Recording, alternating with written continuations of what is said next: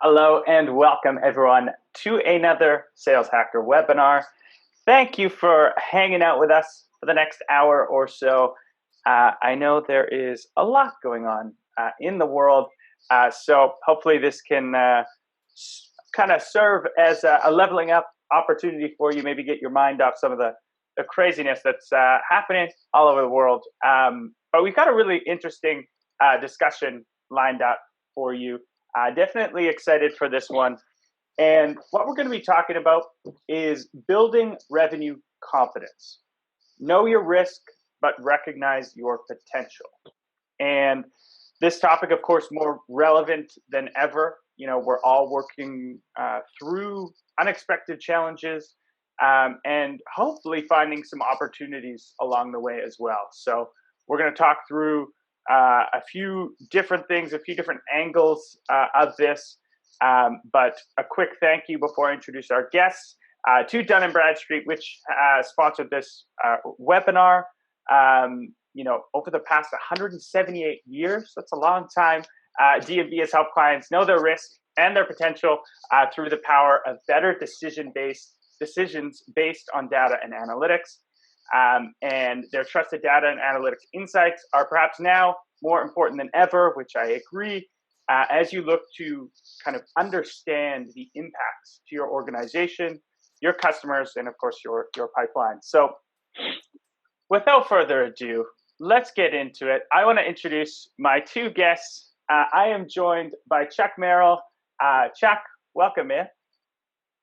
Hey, what's going on, Scott? Excited to have you on board. And as well, of course, Devin Golden. Devin, welcome. Scott, thank you so much for having us. Excited to have you both. And we'll get a little bit into your backgrounds, your superhero origin story, if you will. Before we get there, super quick, housekeeping items. Number one, these are always recorded. So if this is your first time at a Sales Hacker webinar, thanks for hanging out. If not, you probably know that we do record these and we send it out to you within 24 hours. So I know there's a whole new slew of work from home distractions that happen. Maybe you have kids, maybe you got a new puppy, whatever it is. If you have to go and deal with something, we will send this out to you.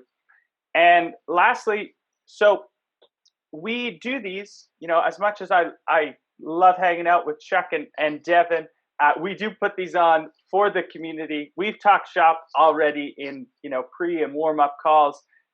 So we would love it if you drove this conversation. So it's going to be a fireside chat. Got some experienced sales minds on this call, and there is a chat feature there. So if you want to introduce yourself, your name, your title, always makes it way more fun when we actually know who we're hanging out with.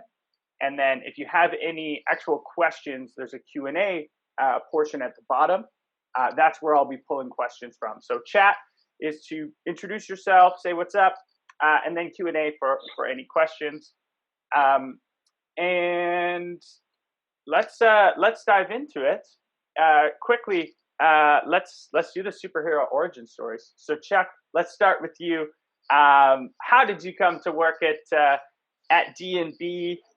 Let's hear it. Yeah.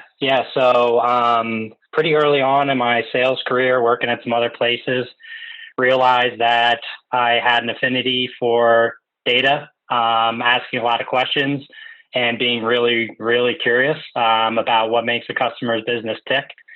So with the combination of those three things, was able to land a gig at D&B 8+ years ago now. And it's been a great ride. Love the opportunities and what we do, and excited to talk with you all today about the broader landscape, and looking forward to it. That's awesome. 8 years is a strong tenor in this kind of landscape where we see a lot of people jumping around, and certainly you've proved your worth tenfold, I'm sure, for being there that long. That's awesome, man. It's a better question for Devin. Absolutely, Chuck. And Devin, let's hear the story of how you became a sales leader at such a cool company. Sure. So I've been with the organization coming up on 6 years. I was actually part of an acquisition 2 years ago. I was part of the Invention sales leadership team. And, from my perspective, why this has been a good marriage and why D&B has been a great place to work is, they offer a great deal of autonomy. They help us really use data to solve our customers' issues. And I've been fortunate to have people like Chuck that help makes our part of the organization hum and get great results for our customers. And Love just it. a quick tidbit, I'm going to age myself a little bit. My first job out of college, I worked for the 454th website on the entire internet. Whoa. So now everyone on the call can certainly know about how old I am. So That's incredible. That's 454. That's wild. What do you think that is up to today? Like it's got to be in the billions, I would think. billions. Yeah. Very cool. All right. So I'm going to extract some war stories before we get into this. But before we do that, I do want to do two quick polls. It's always nice when we get a pulse on who's joining us. So first poll is what best describes your role? So we've got, BDR, AE, enterprise AE, sales management, sales leadership, sales ops, enablement, founders, other.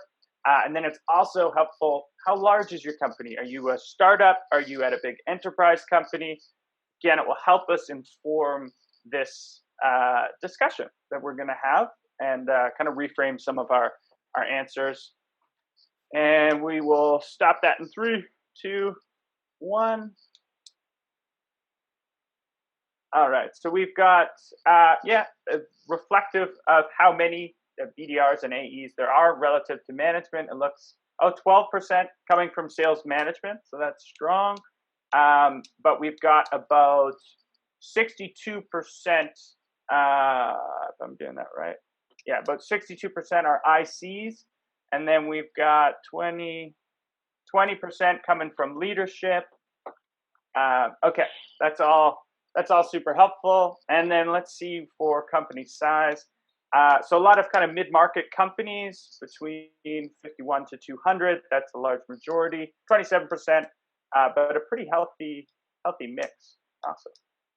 Cool. Thank you, everyone. And then the last one I want to do is how are you tracking to your annual plan? I'm sure everyone is having some challenges that they did not expect as of January 1st. Devin, what do you think the audience is going to be? Do you think they're going to be skewing towards we're on target, skewing towards we're behind target? What are you thinking?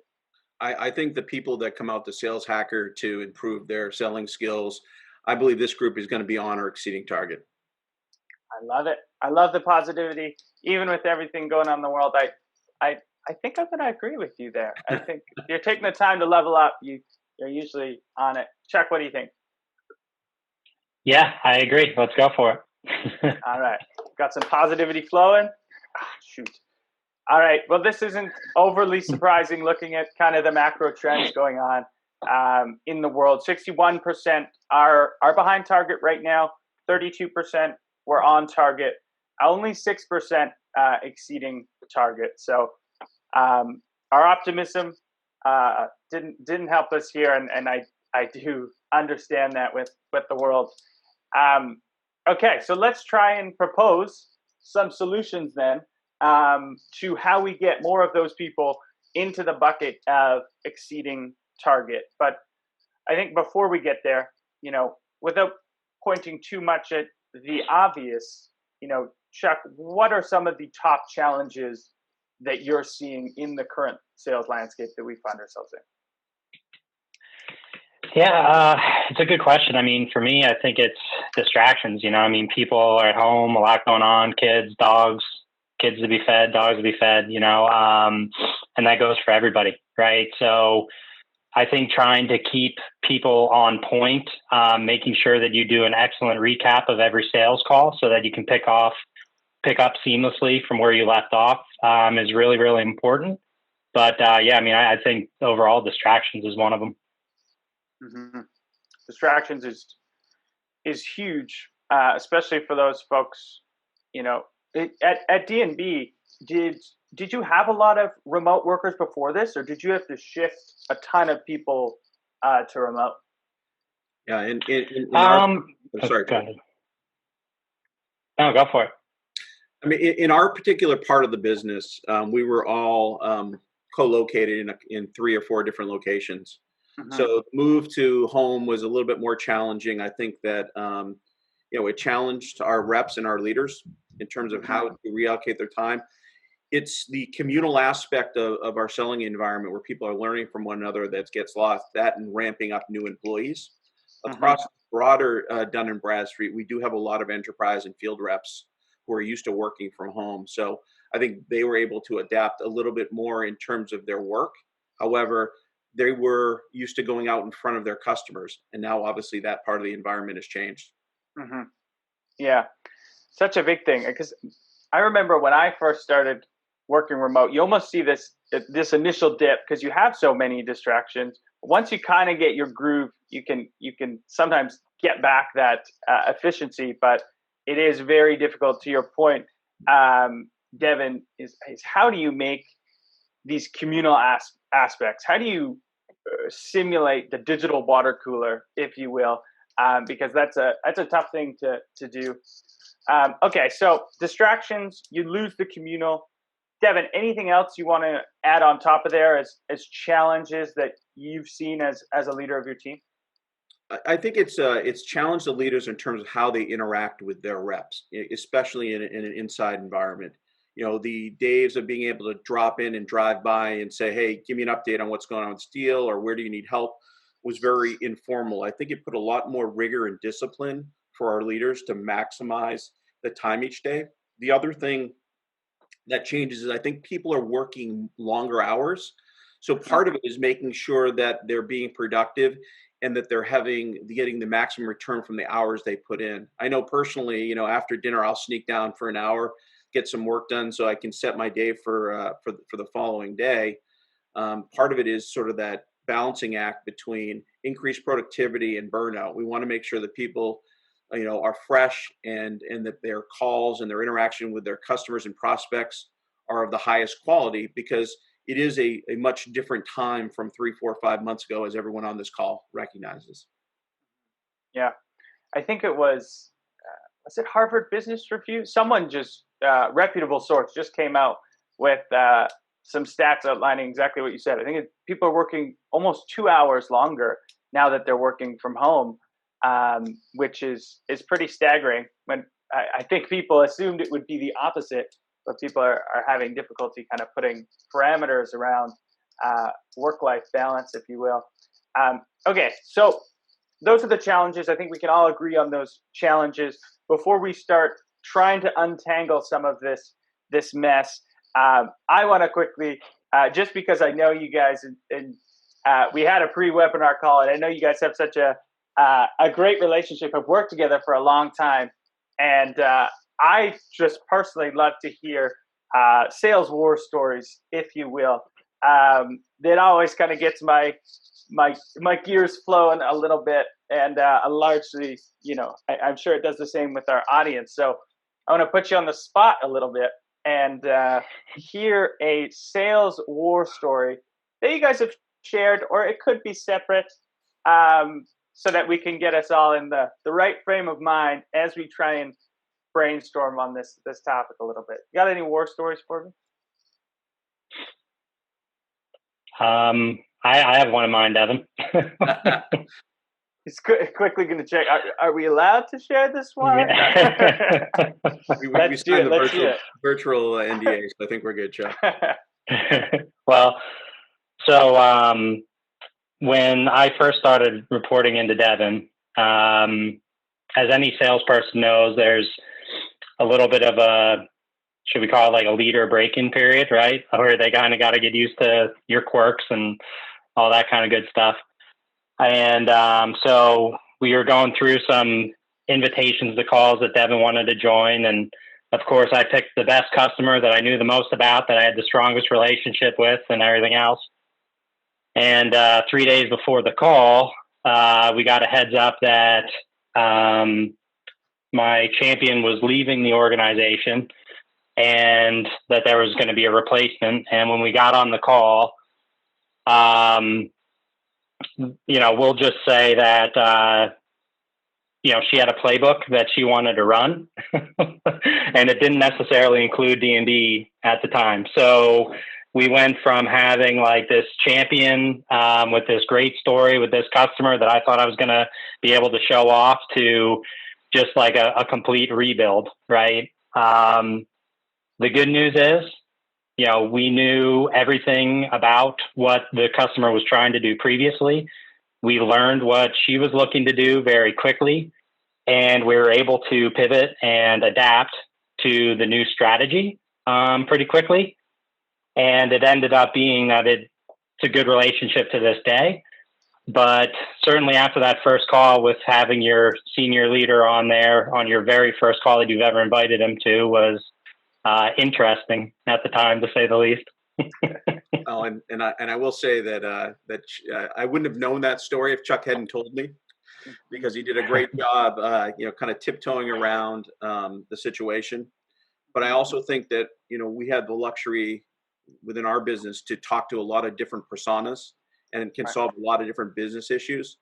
So what Chuck did really well and kind of got us off on the right foot was he turned and pivoted and started asking questions about specific business issues so that we could see which ones we could actually address, which took something that was potentially a really bad situation and someone who, had basically fired us for all intent and purposes and turned it into a positive because there were 2 or 3 other things around their digital strategy and their go-to-market strategy that we could solve. So, kudos to Chuck. And I think it's been smoother roads since then, right, Chuck? Yes, sir. I love that. Thank you for sharing that one. So what do you think, just double clicking on that really quick, do you think the key to turning that into, ultimately a successful deal again was just kind of going back to the drawing board and doing deep discovery again? That's what it sounds like. Or what do you think were the main points that you kind of takeaways, if you will, from that story? Yeah. I think we had to show a certain level of empathy. And, what's the old, not to be corny, what's the old saying? Like, you have 2 ears and 1 mouth for a reason, right? So I don't think I said a word the first 15 minutes, which, makes a lot of folks uncomfortable. But that's exactly like where I like to find myself, because then you're really letting them go and get into the root of what they need to do to be successful. And at the end of the day, people don't care about what you do. They care about what you're able to do for them. So it's kind of hard to pick up on that if they're not talking a lot. Yeah, for sure.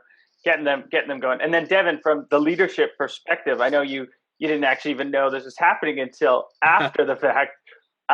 From your vantage point, what would you say was the kind of the crux, or what made it all work and made it shift into a then successful relationship?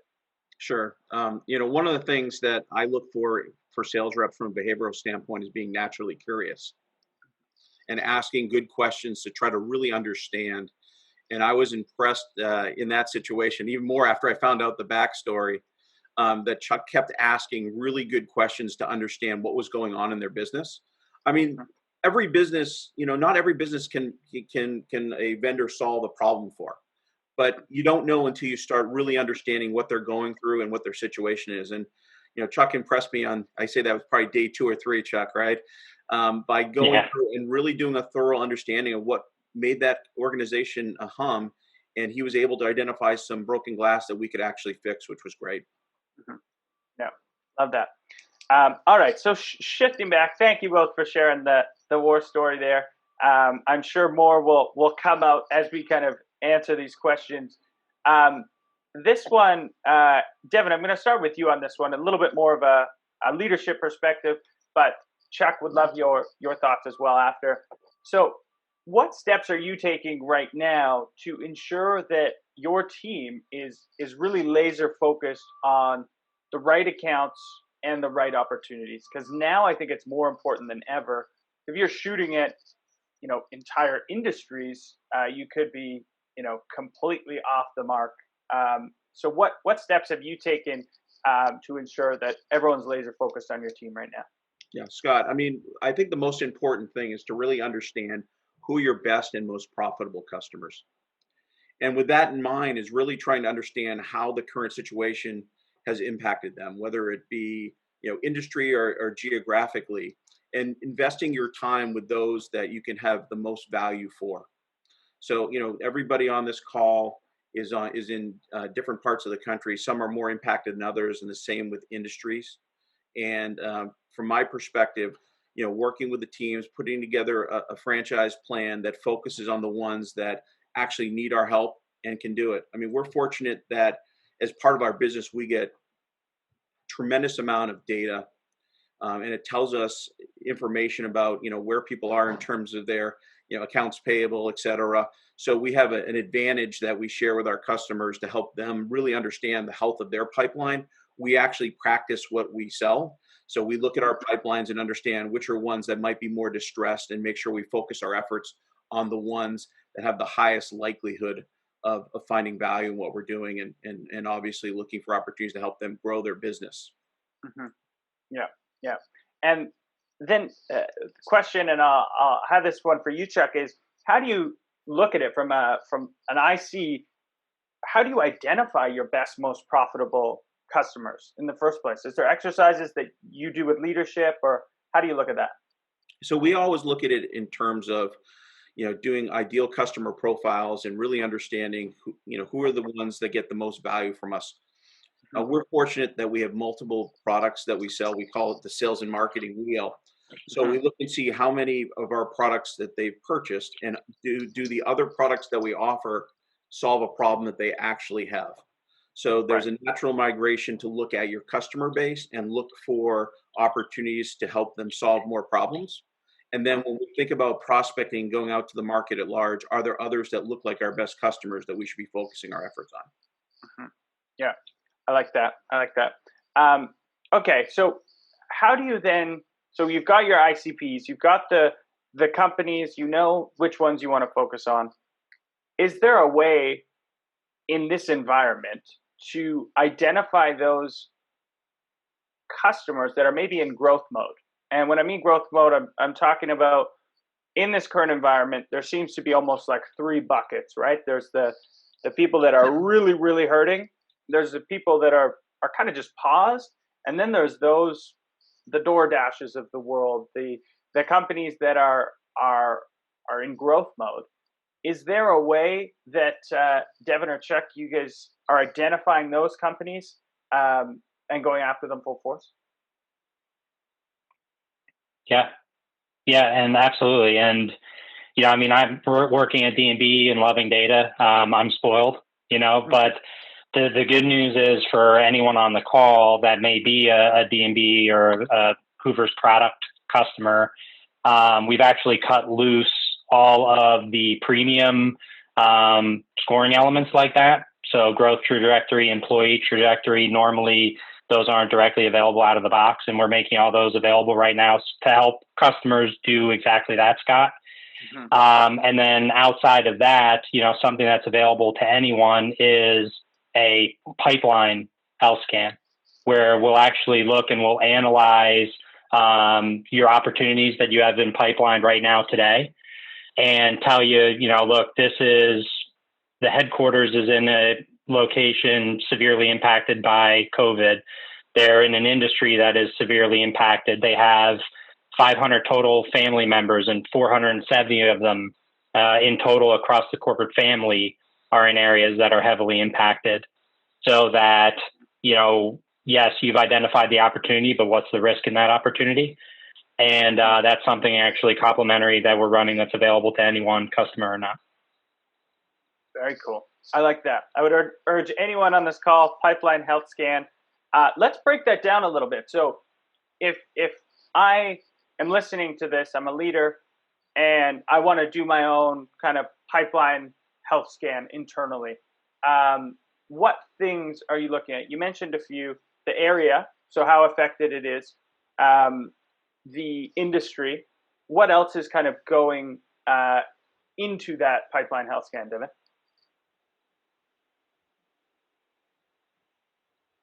Yeah, I can answer that. So the other things that it looks like is like what was their health and what was going on before, right? Because if they were in trouble before, there's a high likelihood that this situation didn't make anything any better.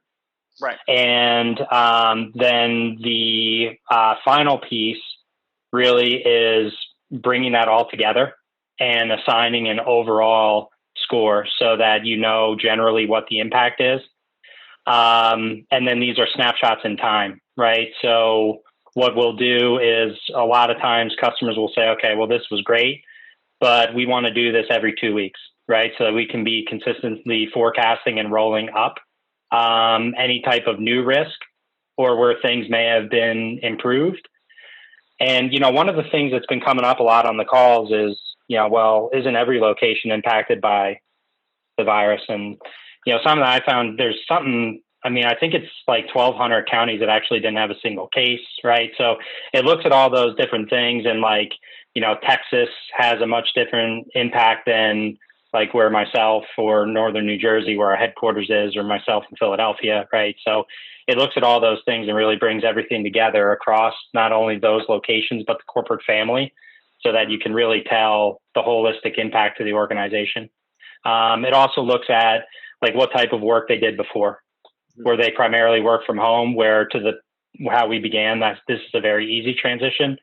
Or is it something, manufacturing or hospitality related where you have to be there? Mm-hmm. Yeah. The other point, Scott, is it changes over time, right? We've seen sort of an evolution of this situation. So it's really important to see not only how does it impact you now, but, does that change over time? Yeah. Yeah, that's huge. It's definitely not a one and done exercise, that's for sure. So just to reiterate some of that I heard. So area, the growth, what industry they're in, what industry they were in before, if they had remote workers, all great things to look at. The one I would add on there, which I imagine it probably includes, is also who their customer base is too. Has their customer base been affected? Another one to look at if you're looking at targets. Awesome. Okay, so we've kind of narrowed it down. We're laser focused on a target. Let's try and tackle, call it messaging. I've heard a lot of reps reach out and they're worried that even selling right now is inappropriate. How do you coach your sellers, Devin, to maybe adapt their approach so that they can get comfortable selling again? I think part of it is a lot of the uncertainty is driven by oneself, right? Commerce must go on, the business must go on. So I think initially a lot of people struggle with being too empathetic and couldn't feel like they could have a business conversation. But I think we kind of know the situation we're in, good, bad, or indifferent. And I think it's time to say, can we ultimately help this business? Do I have a product or service that's going to add value to them? And then in many ways, I try to coach the team to feel like we have a responsibility to have those conversations. Some companies might be struggling, but if what we provide from a service can help them, not only is it going to help them get through the next 30, 60, 90, what have you, but it's also going to help them with their exit velocity. So even if they're just kind of moving along at the same pace, how do they get ready themselves for when the economy opens up, people are ready to buy at a much more rapid pace? How do they accelerate and take advantage of the opportunity? We have clients that are coming to us now that are saying, hey, we know that we're, where we're located in our industry, that we're coming out of it. We want to have the maximum amount of velocity coming out of it so that we can take advantage of the market opportunity that's presenting itself. Mm-hmm. Yeah. And it certainly seems like there will be just almost an overwhelming amount of pent-up demand in at least certain sectors, and even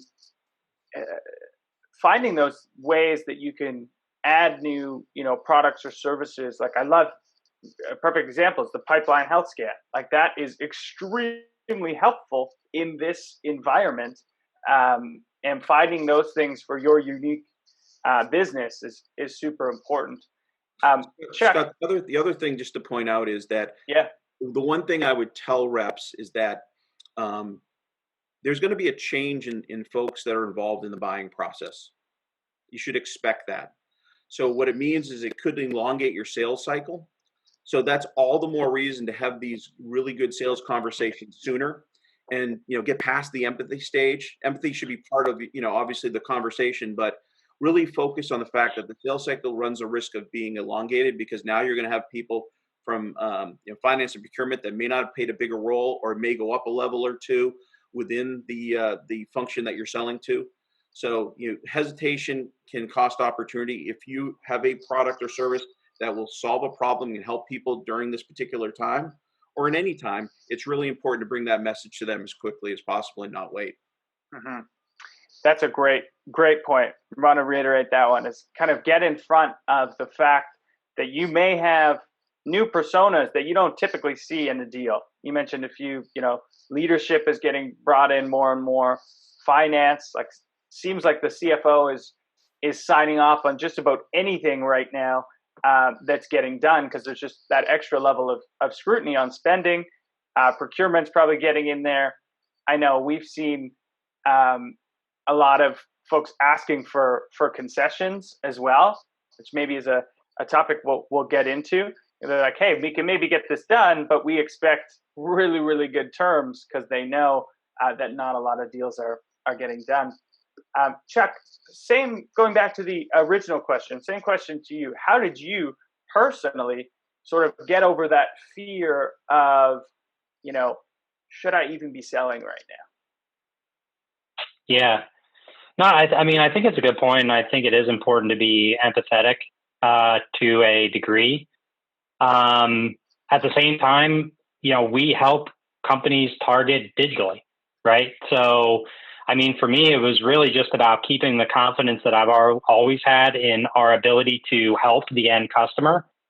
And, I think that's important to keep in mind. To Devin's point, if you have a service that is going to benefit people in this new environment, you have a responsibility to get the word out there, explain it clearly and succinctly, and help them understand how it's going to impact them, right? So empathy, sure, but also, these people's jobs are to help their business grow. And if you have something to help them do that, why would they not want to talk to you? I agree. It's almost like I've had many of these conversations, and almost like if you were selling the proper way in the beginning, and you should always lead with empathy, and you should always do really, really deep discovery. If you were doing that, not a ton has to really change, right? You just keep going the way you were. All right, let's dive into some tactical tips.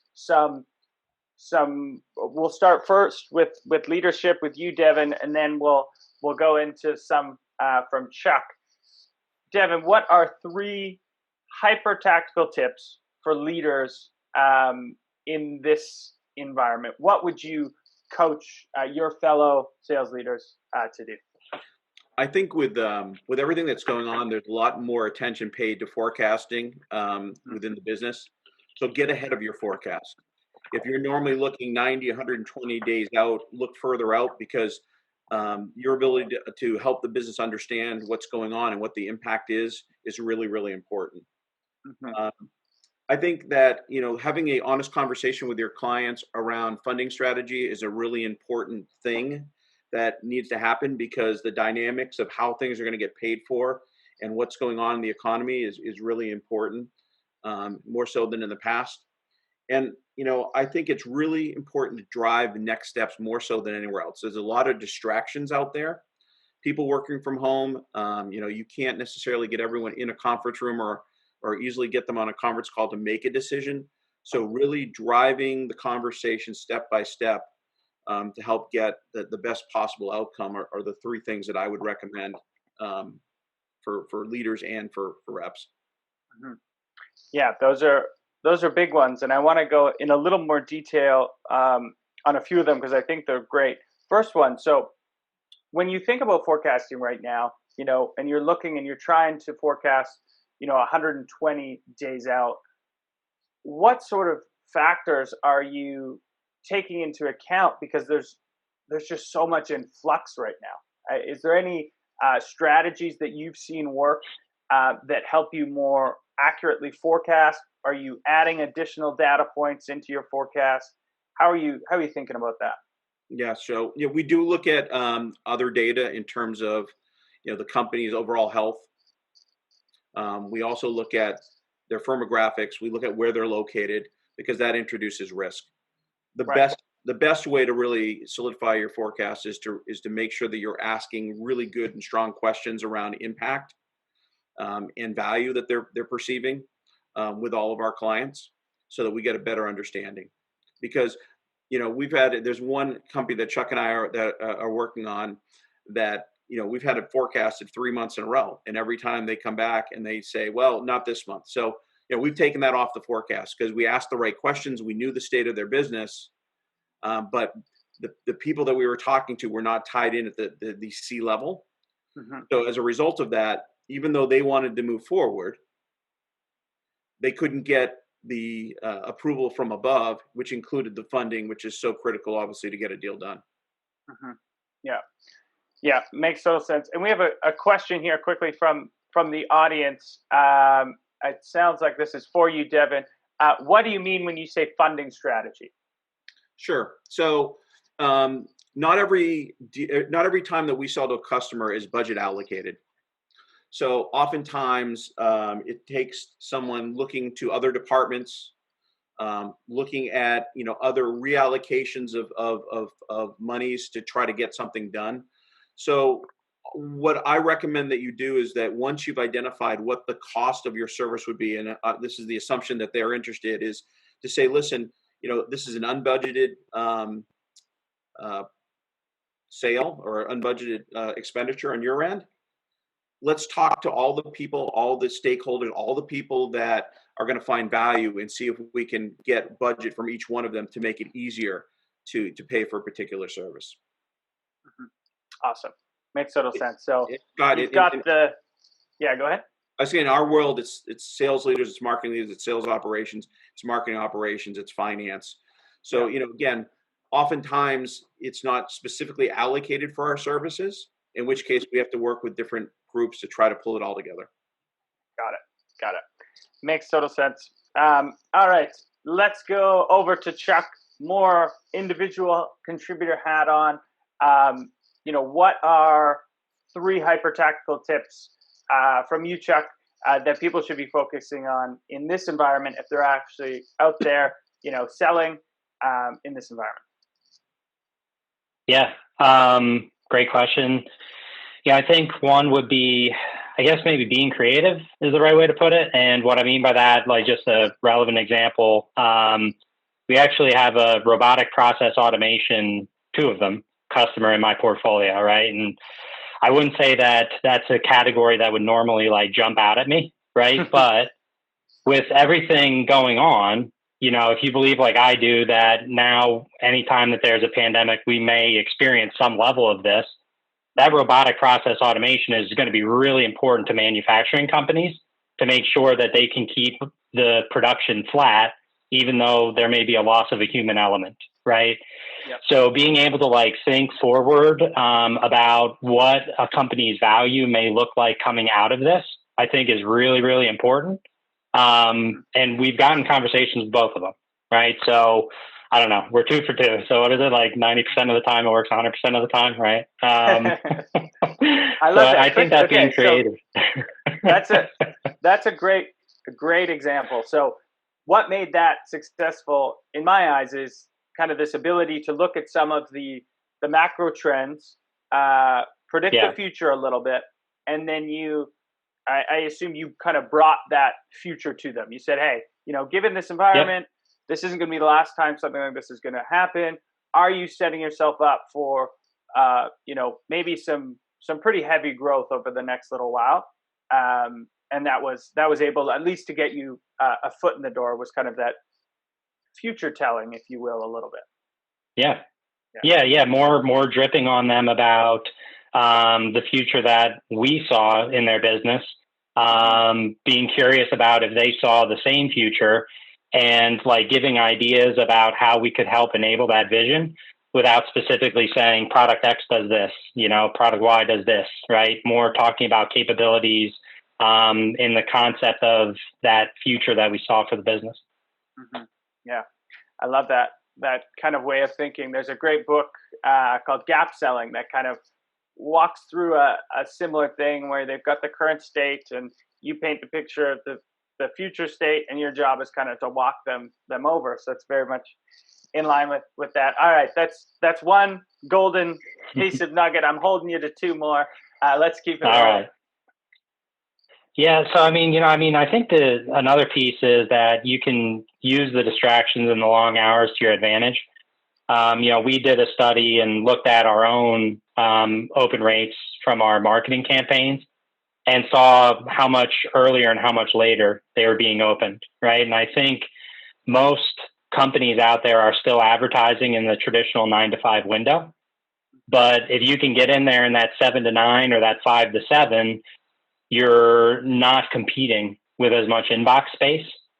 And, whether you have like a sales automation or enablement tool that does that for you, or even something as simple as like a delay send in Microsoft Outlook, there's a lot of times I'll have 7, 8, 9, 10 emails queued up.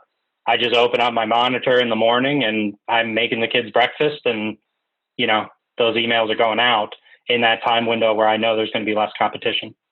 Mm-hmm. That's another great one. I know I just look at myself as an example, and certainly I'm, checking emails way later than I typically would. So that's a great tip. And I know there was, I think about 30% were SDRs or appointment setters. So definitely everyone on a line who's out there building their own pipe, take that into account.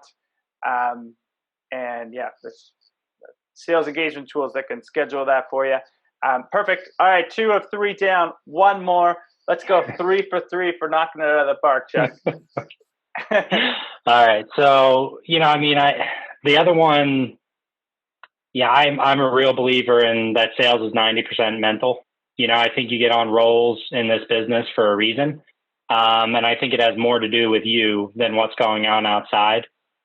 So look, whatever anyone on the line needs to do to get like their head right for the day, walk on the beach, go for a run, listen to a meditation, yoga, whatever you need to do to get your day set. I think it's really important that you do so. And also, throughout the day, making sure that you set some type of block of window of time, even if it's 15, 20 minutes, to make sure that you're resetting to kind of juice up for the back half. Because it's a challenge, and, days can be stressful and long, and there's a lot of stuff going on. So, I think whatever you can do to make sure that you're taking care of yourself mentally, you're much better off. Could not agree more. Yeah, it's a huge part of this. There's a great book I'll recommend. It's only like this big, so even if you're not a big reader, you can bang through it. It's called The Miracle Morning by Elrod, and it's a quick, little fluffy read, but very tactical about how to set up your morning or create a space for yourself to do those things that kind of bring you joy, whether it's visualizing, meditating, exercising, you name it. Great advice. All right, we have another question from the audience here. We've got Dan. I'll let either of you answer this one. It's about no-shows, the dreaded no-show. We're seeing an increase in no-shows in our meetings. Any ideas or thoughts on how to combat this? Any thoughts there, guys? Do you have this problem? Do you ever see this, Chuck, that you'll book a meeting maybe with the newest robotic process automation company out there, and they don't show up? Do you ever have that happen? And how do you get ahead of that? Yeah, for me, I think a lot of it, because it used to happen like all the time, right? And it still does happen occasionally, but obviously the goal is to minimize it. You're never going to totally eliminate it. And, I think that clients are much more apt to join if they're really, really clear on the purpose of the meeting or what happened on the last call, and what you want to cover on this call, right? So meaning if it's the first time that you're setting it up, making sure that the topic is relevant to them, recap in the invite, and some type of email communication going out to them maybe 2 days before to really just plug on that desire for them to learn more, and make sure that you phrase it in a way that you don't answer everything in the email, right? Like you need to have a reason for them to join the call. Mm-hmm. And then once that call takes place, that's really the next stage is like, how do I get into the next one? I see it so many times where, reps will just be, thank you for taking the time. Great to talk with you today. Here's a flyer about our stuff. Mm-hmm. And that's not exactly like, lighting a desire, a need to really join the next call because they think they have everything that they need at that point, right? So how do you make sure that you are answering all the questions that they need, but also make them feel like there's more to come? Yeah, and to add to that, Scott, I think a lot depends on what type of meetings they are, whether they're with clients or whether with prospects. I think from a client perspective, we always try to drive that next step, putting in writing, follow up with a calendar event. And, we don't see as many cancellations. I think it's on the sort of the SDR where you see a lot more. Yep. And then what I would have, Dan and other folks do is, make sure your messaging is all about them, because invariably, and to Chuck's point, very often the reps will talk about us and talk about products as opposed to solving specific business issues and helping them with their business.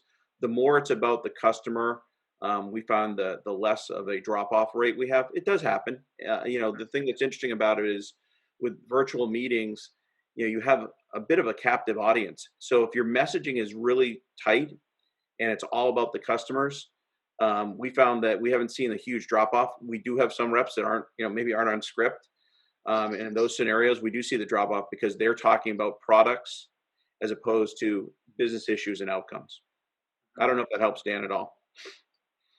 Yeah, no, I think that was great. And Dan, I'm assuming these appointments are virtual. We got a comment here from Keith saying, are your appointments virtual? I'm under the assumption they probably are in this current landscape, but do you want to give more color there? I think those were great tips. Adding that agenda, following up, making it about them, not us is huge.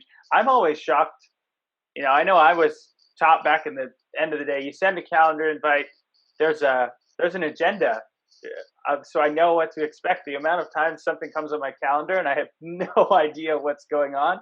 If something's going to get moved or pushed, it's going to be the ones that I look at and don't know what's happening. They're much easier to push that way if there's not a detailed kind of breakdown.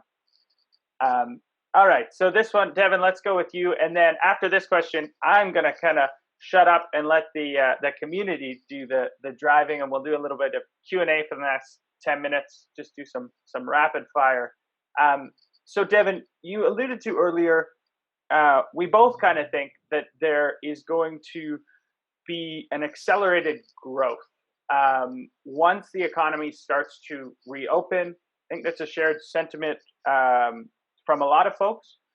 Can you share some tips on how to ensure success, or at least set yourself up for success on the other side of this, whenever that is, 2 months, 3 months, 6 months right now?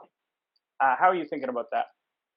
Yeah, I think, there's a couple of opportunities that presents itself as it relates to, exiting this situation that we're all in. One is making sure that your team is prepared to sell in the new environment. We talked a little bit about the pipeline health scan. It's really understanding, where do you want your team to invest their time? What are the prospects and customers you want them to focus on, so they don't waste time needlessly chasing parts of the opportunity in the white space that isn't valid. So I think that's number one. I think the other thing is trying to lay the groundwork now in terms of starting conversations, specifically for enterprise sales reps who want to be in front of people, so that you can start getting those appointments laid out and ready to go. Longer sales cycles, more complex sales cycles, if you don't begin them now, and looking at the poll where a fair percentage, I think 61% were behind plan, there is going to be a great opportunity to catch up in Q3 and Q4. But if you don't do the hard work and lay the groundwork now, it's going to make it that much more difficult to make up ground. So those are the things I'd have you think about. Think about your exit strategy. Consider in the new world order that we're in, that bringing finance in early and making sure you understand the risk associated with selling to specific customers. Because in the sales world, we're always excited when we get something signed, but if they can't pay for it, that's problematic. So making sure you understand whether or not these customers are ones that are going to be able to pay the bill, because no one wants to get something backed out. No one wants to be, celebrating a victory only to have it taken away from them because they don't pay their bill. So, get to know your customer and understand that piece of it. But between enabling your sales force, getting them ready to really accelerate, starting the pipeline, and thinking about exit velocity, these are all the things that we talk about. Many of us obviously do more business in the back end of the year. So making sure that your team doesn't burn out, so when we get out of this and things return to a more normal state, that they have the energy, the motivation, and the sight line in terms of how to get to where they need to get to for the year. Mm-hmm. Yeah, I think that is all great advice. And to that last point, make sure they don't burn themselves out. Almost like force some people to take some time off. I feel like everyone feels weird about taking time off. It's like, well, I'm at home all the time. Like, what am I going to do? I think it's really important as a leader to kind of instate, hey, take some time off, do what you want, read a book, go for a drive, whatever it is. Anything, Chuck, you would add to that? How are you looking at coming out the other side of all of this? Yeah, I mean, I agree with what Devin said. I think it's really important to identify the companies that are well positioned for the new normal. And, even outside of like a traditional data resource, I mean, you look at still people that are putting their advertisements on billboards or CNBC or whatever your news channel of choice is, right?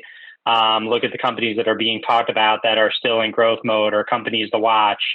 I think there's a lot of creative ways. Like sometimes we get so wrapped up in the sales tools that we have on our computer, we kind of forget to look at the world around us and kind of pick things up from there as well. So that's something that I try to be cognizant of every day. Yeah. Scott, another thing that people should think about, specifically the leaders on this call, is that with all this pent up vacation time, it does introduce risk at the end of the year, not only for sales reps, but also for supporting groups. So finance, things of that nature. So it's something to be aware of and put into your plan. We do encourage, and Chuck's always going fishing, so that's good. We do encourage our reps to take time off now, because as a sales leader, I simply can't have 70% of my staff off all of December. It just doesn't, it doesn't work. And as you think about the burnout, it's important that they take days here, day there, 2 or 3 days, and really recharge their engines, because this time and people working from home, there's a lot more stress in the system. There's a lot more in terms of, oversight, because people, they don't have them in the office. So they want to see what everyone's doing. It's really important that people take time for themselves, take a chance, that now in many cases, you're home with your family, and use that as an opportunity to spend more time with them. Because, all the people on this call probably work incredibly hard. That's why they're attending Sales Hacker, to get better at their craft. But remember that, keep in mind that all this vacation time is being piled up. And, for the sales reps on the call, I encourage you to take the time, revitalize yourself. And from a leaders, it's a trap to be careful of. Make sure you know what your team's doing, because you want them to be fresh, but you also don't want to have a situation where, like I said, 70% of your staff wants to take the last 2 or 3 weeks off the year. Yeah, that's another excellent tip for the leaders on the call, and something that I don't know everyone's thinking about, but yeah, that could pose some serious issues in the later half of the year. All right, we got 2 questions, and then we'll wrap this up. Keely, thank you for the question. Keely wants to know, where can I access this pipeline health scan? I assume that's probably something D&B will send out after this webinar. We'll make sure that everyone has access to that.